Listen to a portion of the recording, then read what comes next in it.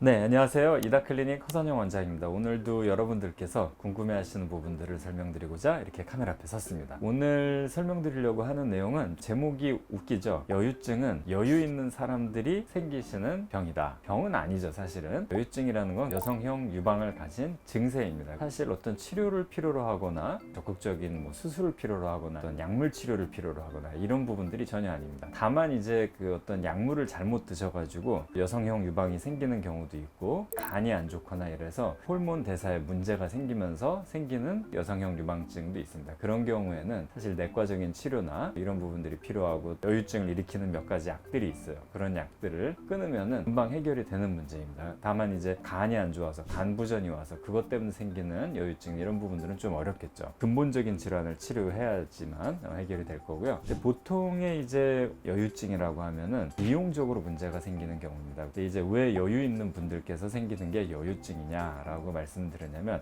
앞에 두 약물이라든지 이런 부분을 제외하고, 또는 이제 간질환이라든지 이런 것 때문에 생기는 문제를 제외했을 때는 대개 이제 여유증은 지금은 사실은 굉장히 영양의 과잉 시대에 살고 있는데, 영양 결핍 시대이던 때 1970, 80년대, 90년대까지만 해도 이렇게까지 음식이 풍성하진 않았어요. 그렇기 때문에 지방의 섭취량이나 이런 부분들에 있어서도 굉장히 좀 제한적이었고, 단백질 섭취도 굉장히 어려운 시기가 많이 있었죠. 그래서 경제 성장이 되면서 점점 그 여유가 있어지니까 비만이라든지 또는 운동을 열심히 하는데도 생기는 여유증 같은 것들이 생길 수 있어요. 근데 이런 부분들은 식단 조절만으로는 또 해결이 어려운 경우가 많아요. 운동을 해서 지방을 다 버닝해버리면은 해결이 될 거다라고 생각하시는 경우도 있는데, 그런 경우에도 잘 해결이 안 돼요. 이게 왜 그러냐면은, 보통 식사 조절을 하셨을 때 살이 빠져나갈 때 가장 먼저 빠져나가는 부위가 어딜까요? 대부분 극단적인 다이어트가 아니더라도 식단을 조절하고 체중이 빠지기 시작하면은 제일 먼저 빠지는 데는 사실은 얼굴하고 팔다리 쪽의 지방입니다. 그리고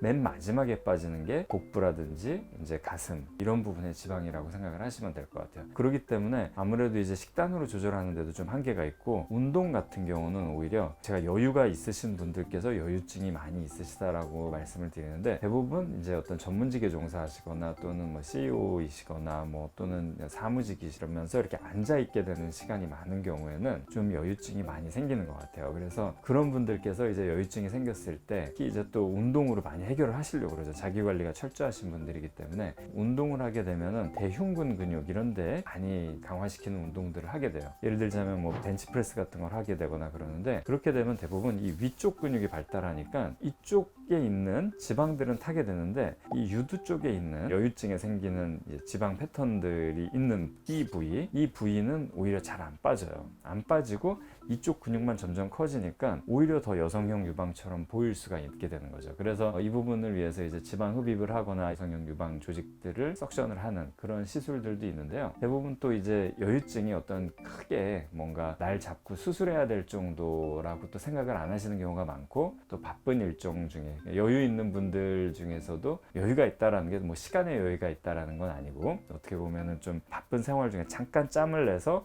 여기를 관리하고 싶고 이러실 때 선택할 수 있는 또 많은 선택지들이 있습니다. 그래서 요즘은 이제 약물 치료, 즉 직접 주입하는 약물 치료라든지, 또는 여성형 유방이 발달한 그 부분에 고주파나 초음파 치료, 또 여러 가지 레이저 치료들이 있습니다. 그런 부분들을 통해서 해결이 많이 가능하죠. 그래서 보통 한 1주, 2주 간격으로 꾸준하게 한 1시간 정도 투자해서 병원에서 치료받으시면 또 해결이 되는 경우가 많아요. 사실 여유증이 남성분들한테는 특히나 스트레스가 많이 되세요. 저도 조금 있어서 주기적으로 받고 있거든요. 딱 붙는 옷을 입었을 때라든지 수영장에 갔을 때, 여름에는 또 옷이 얇아지잖아요. 약간 비치고, 그랬을 때 여기가 조금 이렇게 나와 있으면은 되게 좀 컴플렉스가 되고, 배를 내밀어야 되나 어깨를 펴야 되나, 이거 구부정하게 해야지 감춰지나, 이런 생각이 또 많이 들어요. 저도 조금 고민이 돼서 꾸준하게 2주 간격으로 계속 관리를 받고 있고, 굉장히 편안하고 쉽게 접근할 수 있는 부분이기 때문에 수술적인 치료도 좋은 방법이고, 하지만은 또 만약에 좀 일상생활에 지장 안 받으면서